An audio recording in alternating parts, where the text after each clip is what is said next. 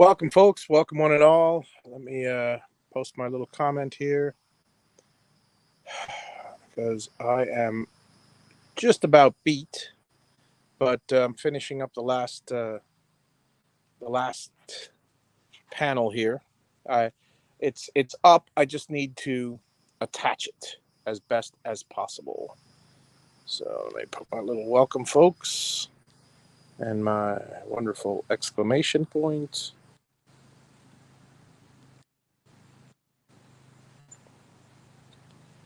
So anyway, um, how's everybody doing today?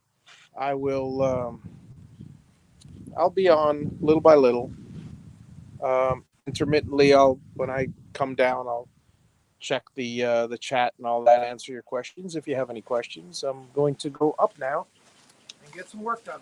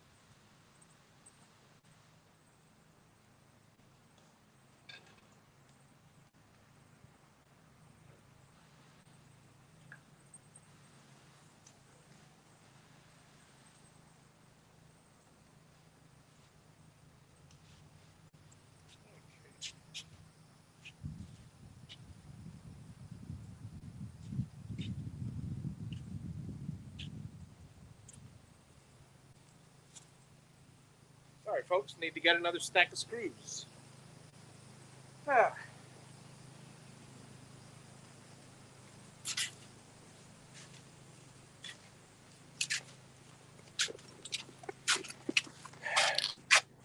So, how's everybody doing out there in whatever land?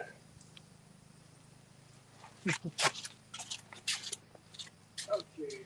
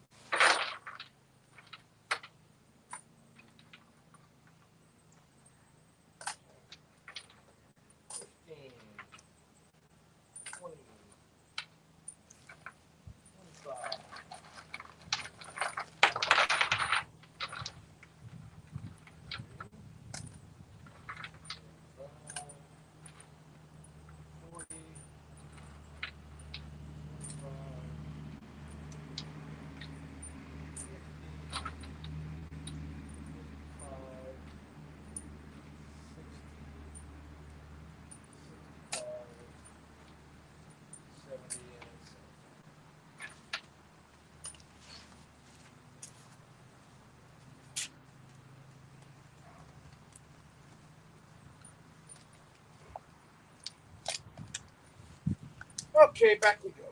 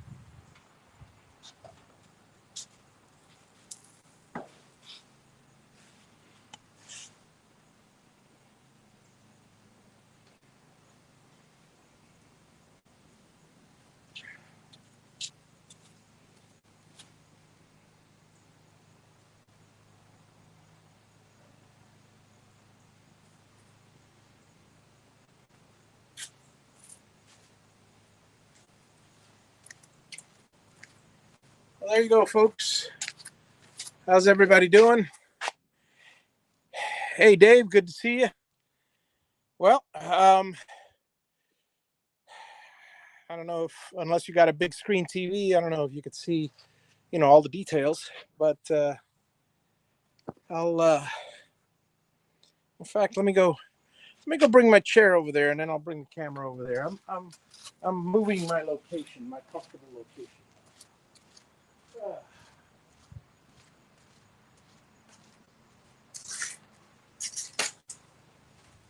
My comfy chairs will now go over here.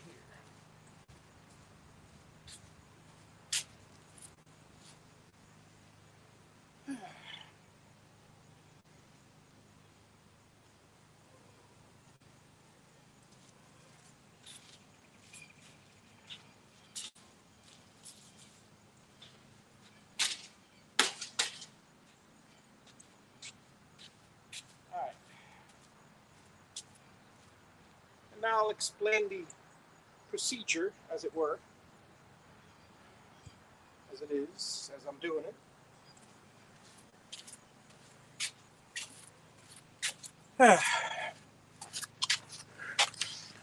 So let me head on over to the procedure explanation area, because I'm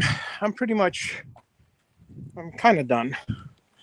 I'm done for the day. I'm just picking up now. But as you can see, take a look. Ooh, look at all those panels. I've got quite a number of them up. Let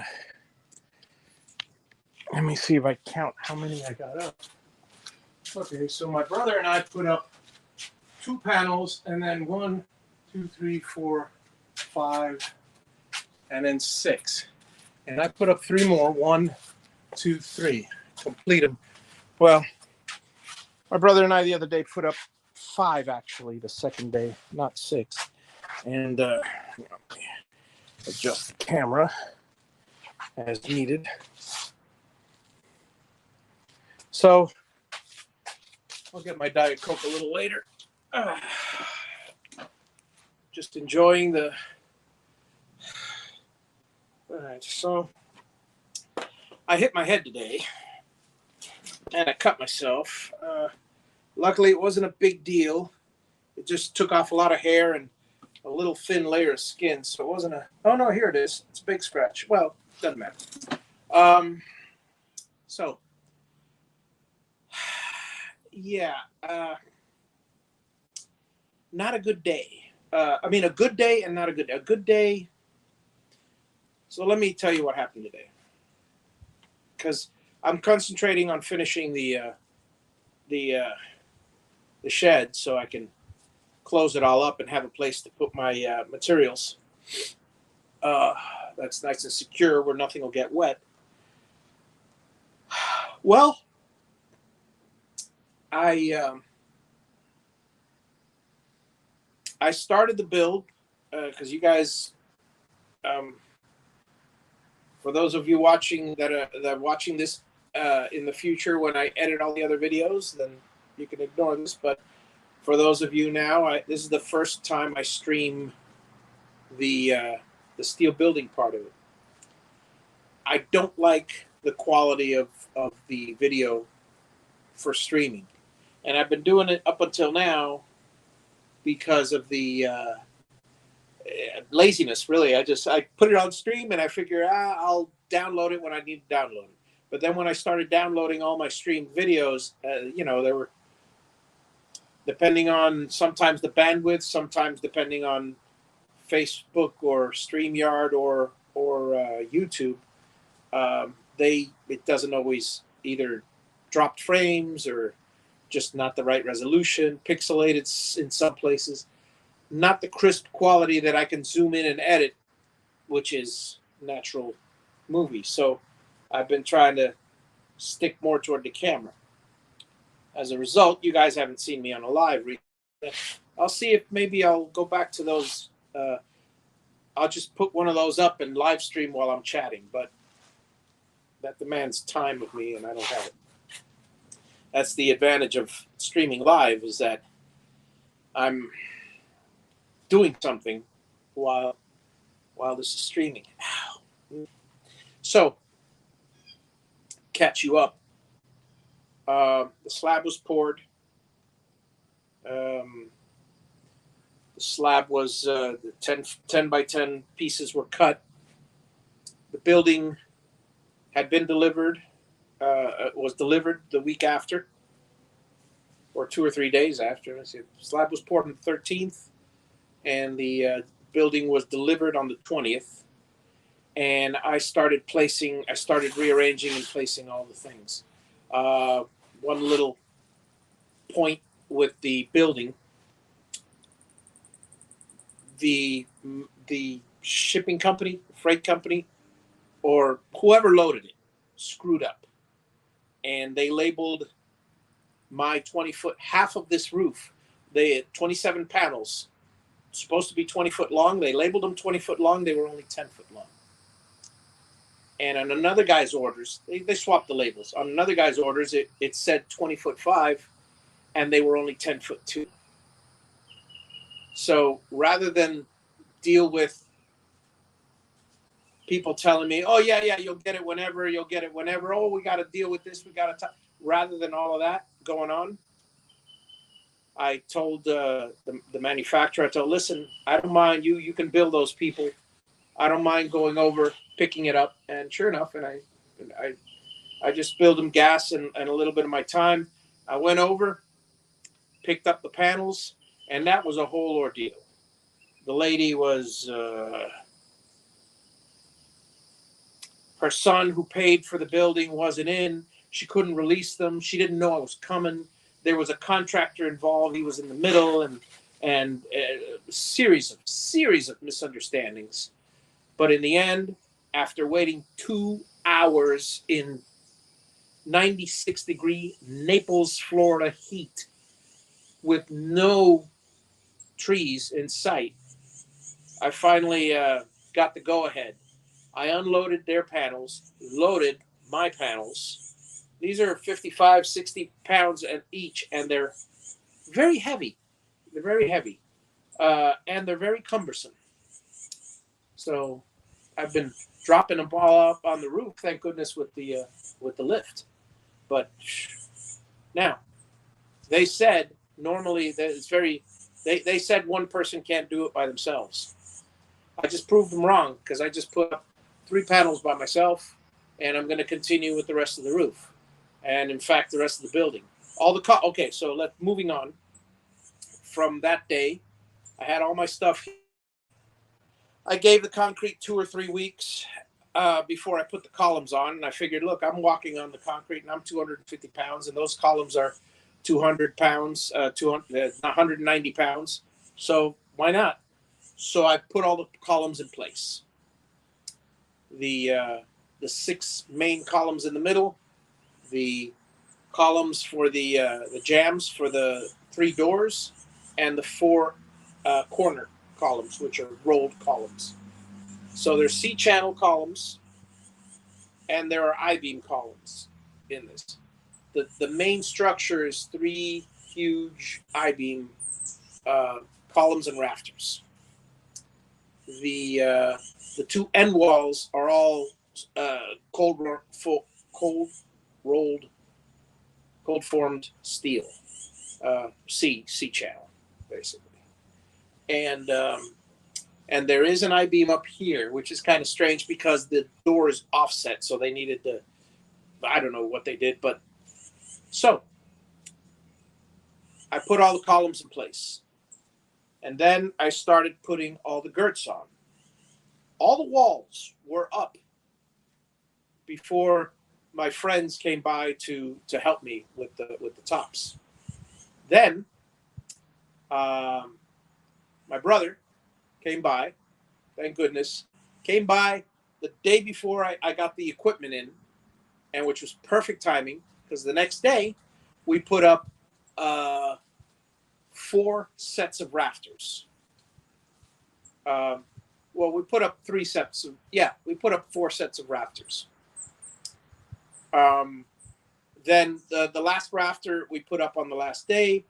And on the second day he was here, we put up the last rafter, the end wall rafter, and we started putting some purlins up. Okay, so for those of you that don't know what girts and purlins are these horizontal bars on the walls. Purlins are the horizontal bars in the roof, in the ceiling. So I probably did 10 or 12 with my brother. So Tuesday the equipment came. Wednesday put up 4 rafters. Thursday we put up the last rafter and like 12 purlins.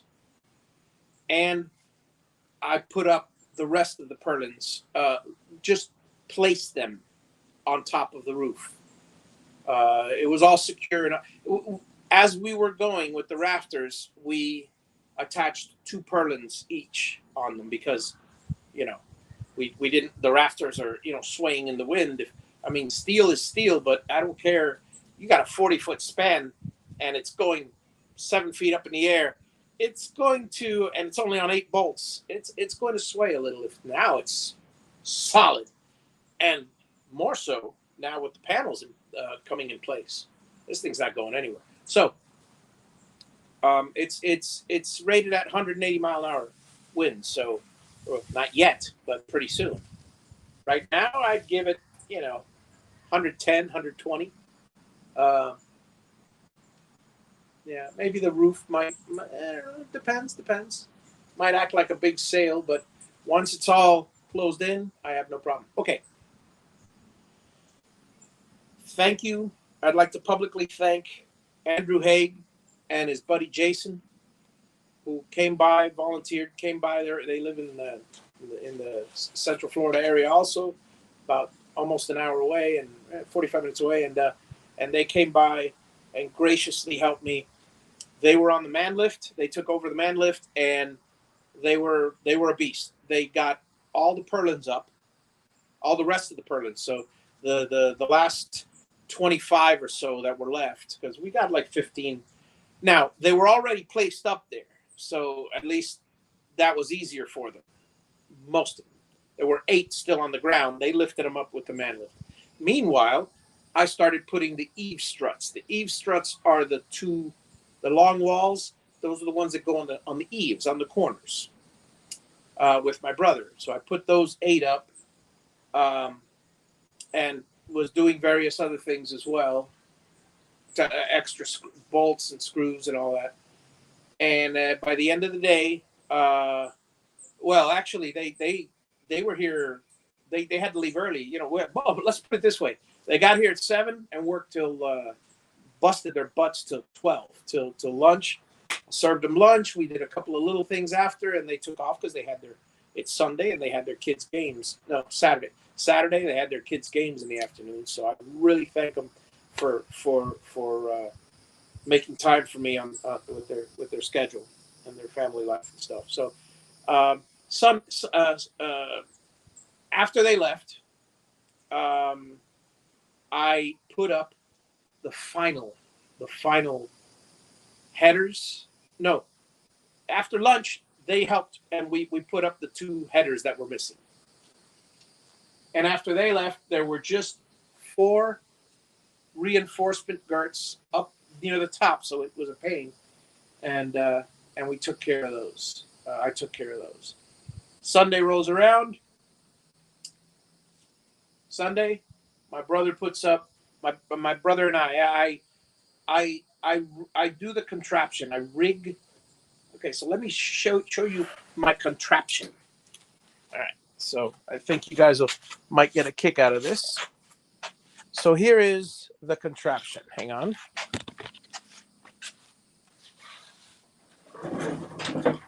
One of the contraptions. Hang on. Here it is. This is version 2. Let me show you. Well, version 1.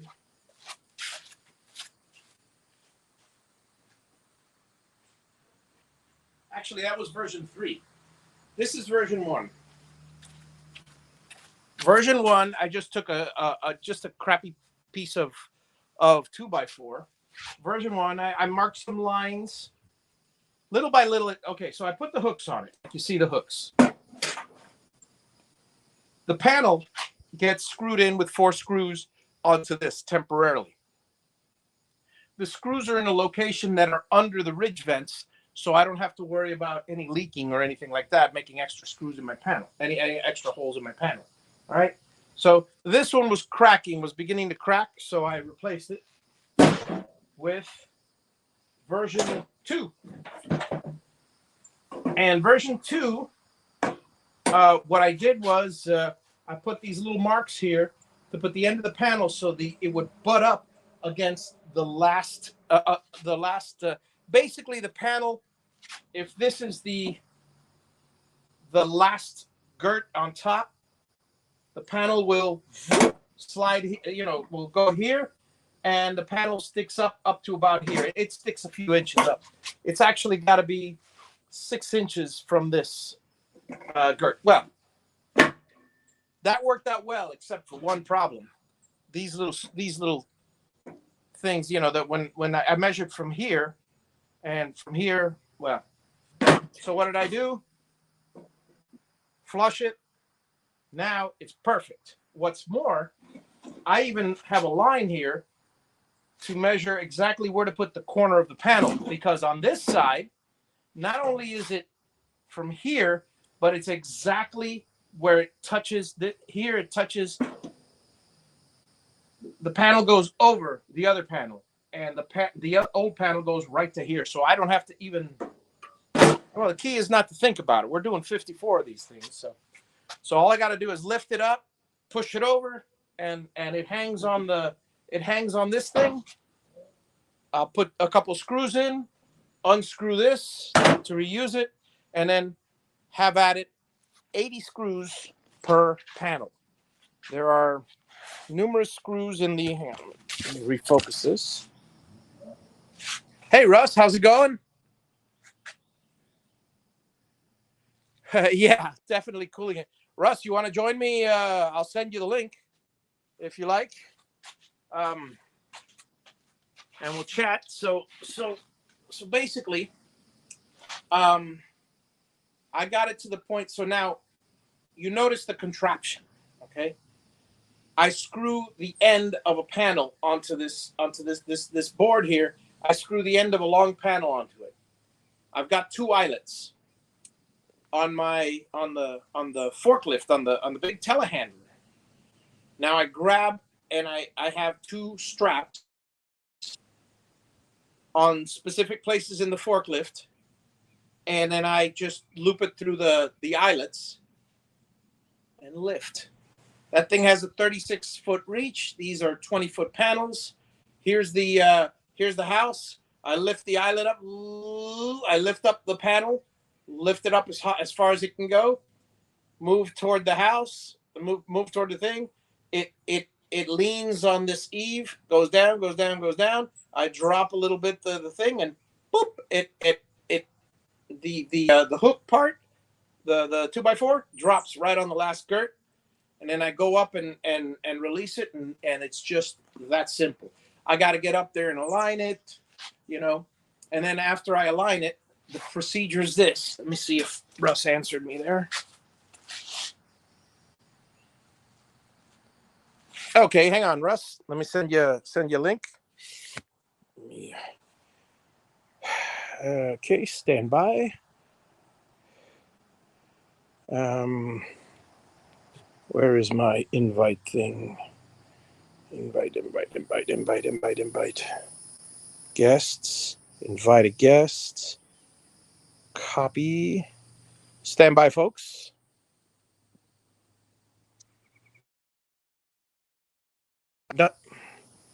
You know what? I'll tell you what. I'll just make it public, because if anybody clicks on the link, I gotta okay it anyway. So what's the point? So it doesn't really matter. All right, hang on a second. Post comment. Boom. And paste.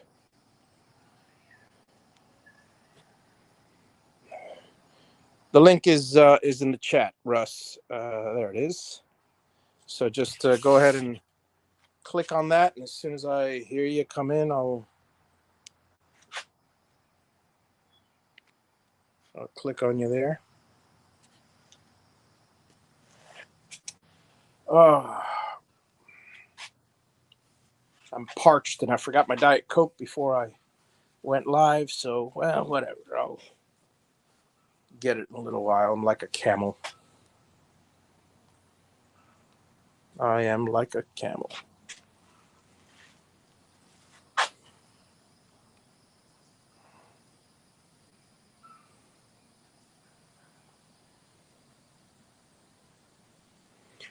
Well, so anyway, let me see if you're there yet.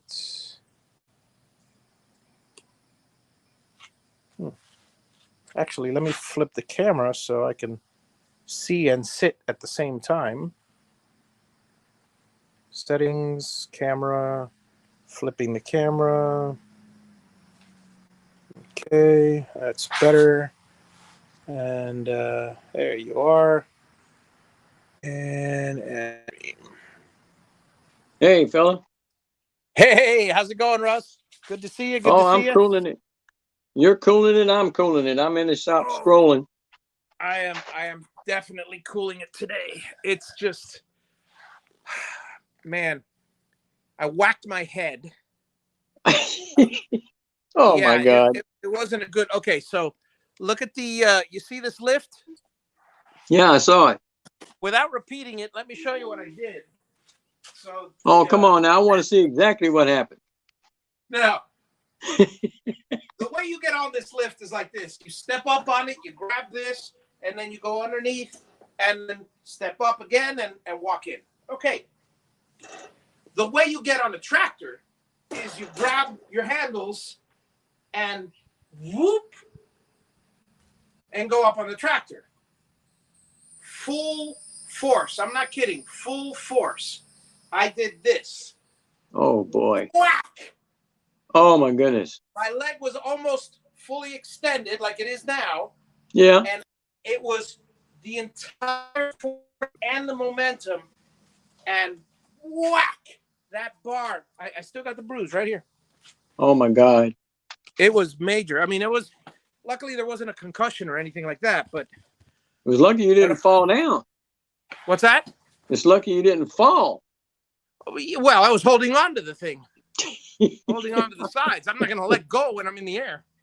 But, I just went back down with almost cursing. That's how bad it was. Hey, Jeff. So I was explaining basically the whole procedure, and I got to the point of the panel. So I put the panels up with the big forklift, with the telehandler, and I got to go up a few times on the man lift in a few places. So it takes about an hour per panel, which isn't too bad when you think about it. Considering I got to do a lot of things. For instance, first thing I got to do is on the far end, I have to screw down at least 3 or 4 screws. Once I align the height, once I align the height, let me do this.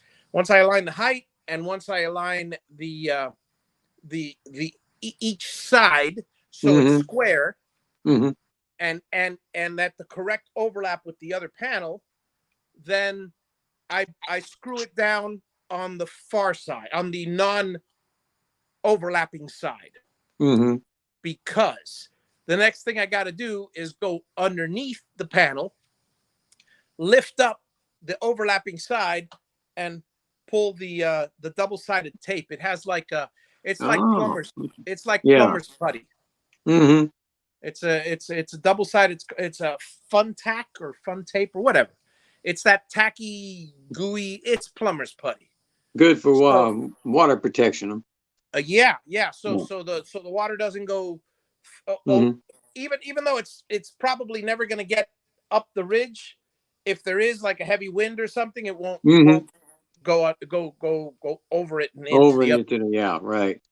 And then the next thing I got to do, okay, so now I got that laid down and everything's in position.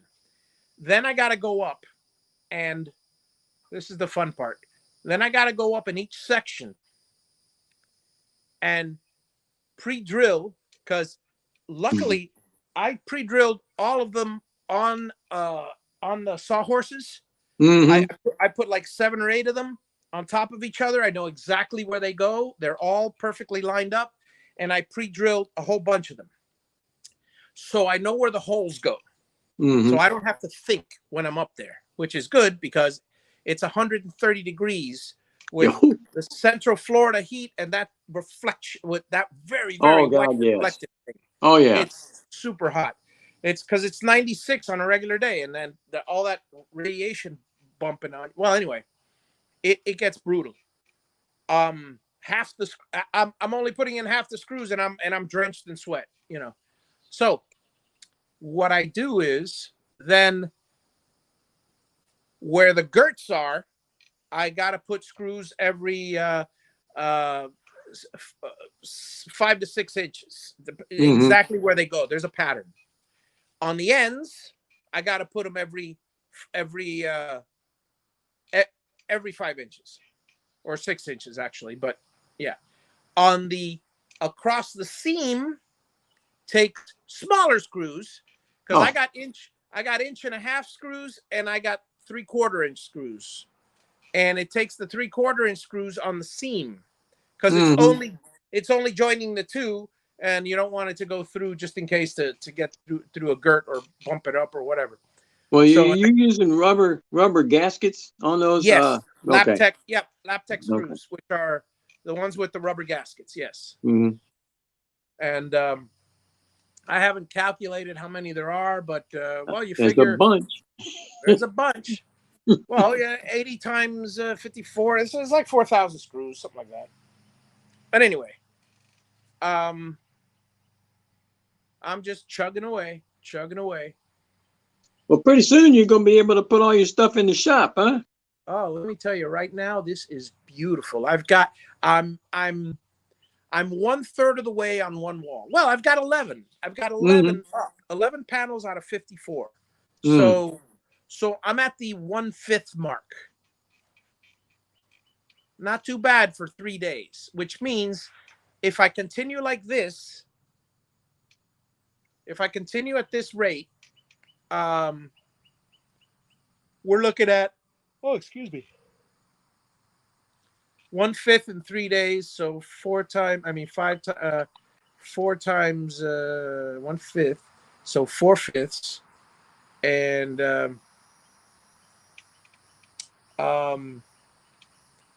4/5 will be in 12 days. 1/5 in 3 days.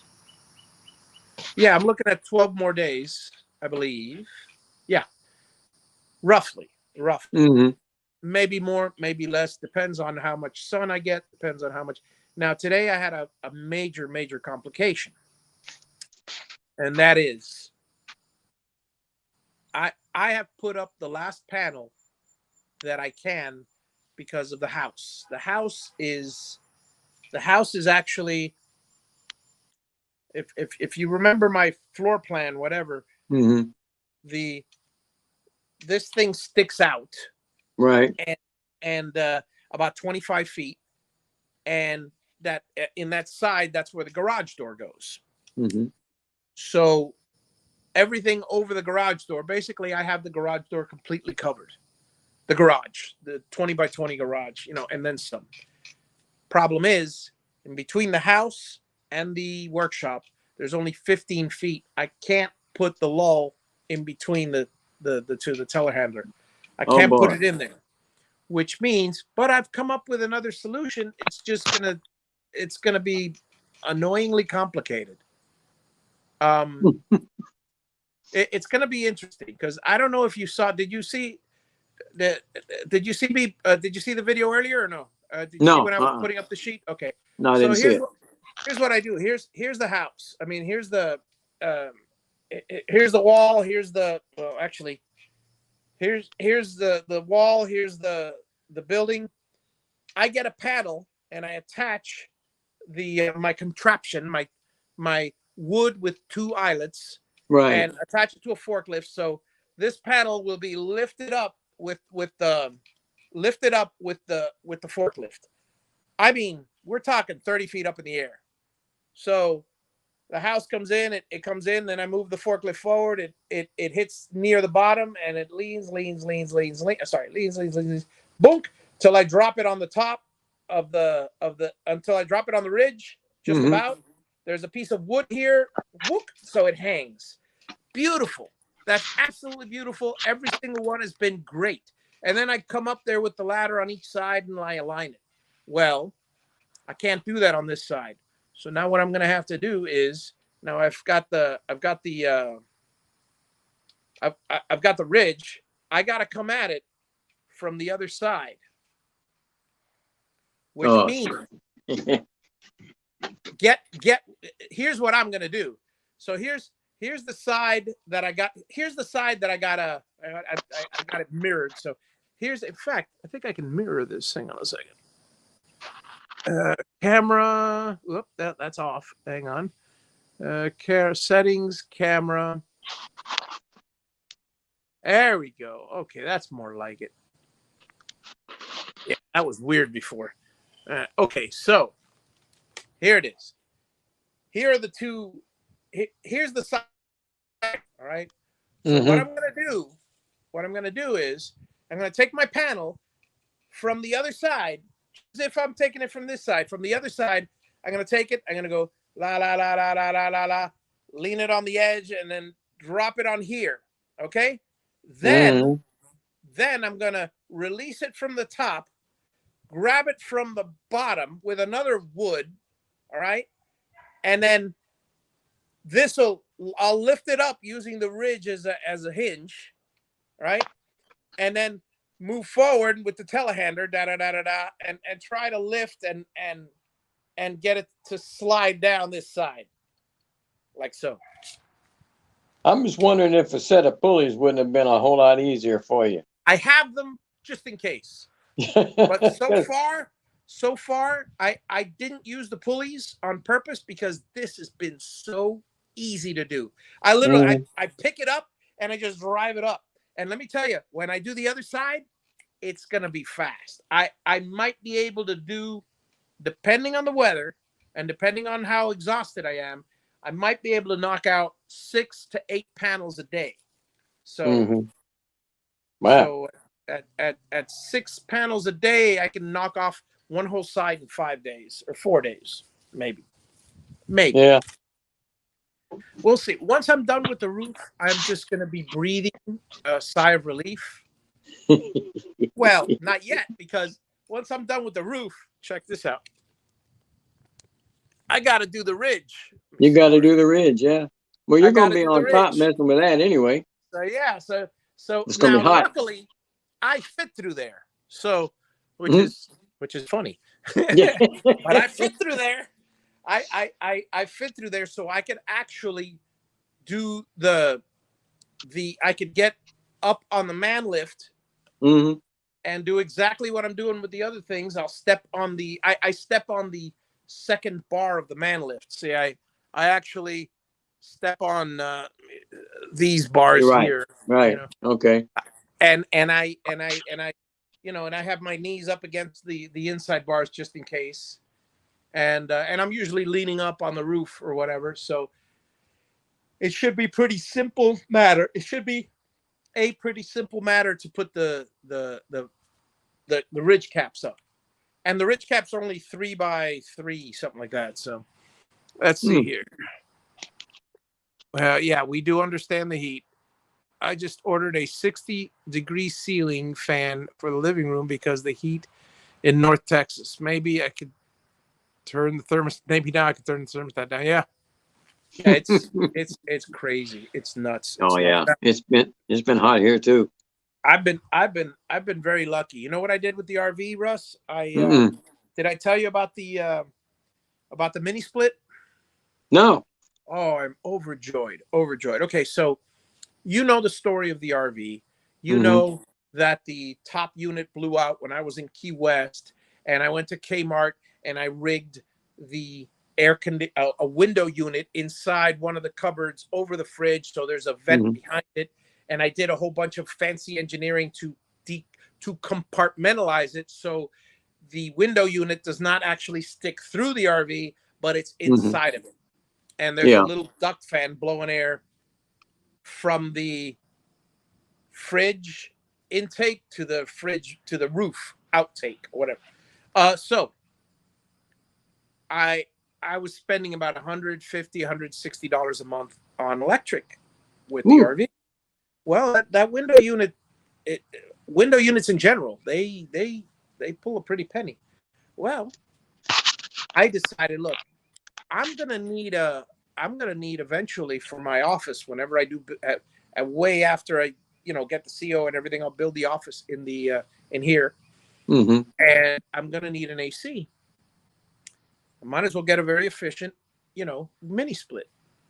So, and I have a vacuum pump. I have the gauges. So it was just a simple matter of ordering the AC from Amazon, $900. It's a 1 ton. It's a 12,000 BTU AC.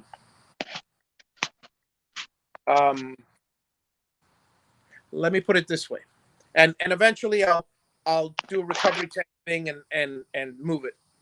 But right now it's connected in my RV. I've got the hoses going through a window, and I put a plastic bag to seal the window. I've got the head unit right over the door, or next to the door, just the only place it would fit, but it's fantastic. It cools you good, huh? It's wireless, so it's wireless. I don't know why I pointed to my watch, but it's wireless. So the camera's the phone. So the phone's the camera. So I can actually set it like 20 minutes before I get here. If I remember on a long trip, I could adjust it, turn it off, on, set the temperature. It's reversible. So on nights that it gets cold at night and hot during the day, it automatically switches from cold to heat. Oh. And it cost me $50. Well, actually, it cost me less. My electric bill has dropped to about $52 a month from $156. Wow. That sounds like it's worth it. $104 savings on average each month from that one little switch. I am so happy I bought that unit. Already it's been here 6-7 months. In 2 or 3 months, it's paid for itself. Paid for itself. Probably by now, because it would have been $200 electric bills with this heat. And the other one never cooled as much. This one, here's the beautiful part. I don't know if you've ever seen one of those units. I've seen them, but I'd like to have one. There is no sound. And when I say no sound, I mean, I wake up to the birds in the morning and this thing's on full cool and I don't hear it. I don't hear a fan. I hear my ice maker compressor. That I got a portable ice maker. It goes, it makes a little beep. In the middle of the night, I hear that. I don't hear this. No kidding. It's incredible. All the stuff is outside now. Yeah, the good stuff's on the inside. Outside there's no noise either. Oh, really? I got it just outside because the RV is thin, paper thin aluminum. Yeah. So I would hear outside. I'm hearing birds outside. That's how transparent the noise is. I'm like these birds chirping now, whatever. They were a second ago. In the morning, I'm hearing the Carolina wren in the morning, and then a few woodpeckers. Oh, there goes one. So, but I do not hear the AC inside or outside. That's cool. Fantastic. When you get a moment, send me the link for that thing, if you would. I'm going to try to talk the wife into getting. I've been telling her we need one for the back. Her craft room is as far away from everything. It's always hot and it's always cold. You got a vacuum? You got a vacuum pump? No. Okay, well, because they say it professional installation, but I know how to install ACs, so as professional as it gets. So, but Well, if it takes somebody coming to install it, that's fine. I don't care. That's it. That's all it is. Just take somebody to come to install it. Because let me tell you, it's pre-charged, so it comes pre-charged with enough for 25 foot of hose, and it comes with 15 foot of hose. So and the hoses. So all you really basically got to do normally, what my procedure is I attached it all, tightened the fittings, then I pull a vacuum.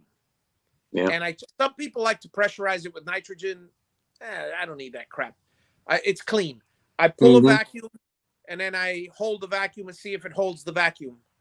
Put a gauge on it because if not, there's a leak, and you don't want to release the Freon into it, or the R410 if there's a leak. So then once that's done, and you've got the adequate vacuum for what they call for, open the both valves in the outside unit. That will release all the gas in there, and you're done. And that thing's cooling, immediately. Yeah, I got to talk her into it, but she's been needing it. We've been needing it in there for years. Yeah. Oh, if you want it wireless, it's an extra $60 for a USB module that they sell to make it wireless, because it doesn't come normally wireless. But I mean, it comes pre-made for wireless, but you need to buy that USB. Whereas a bunch of them don't come Wi-Fi, enabled. Right. Okay. He was thinking about the Dick Tracy. Oh yeah.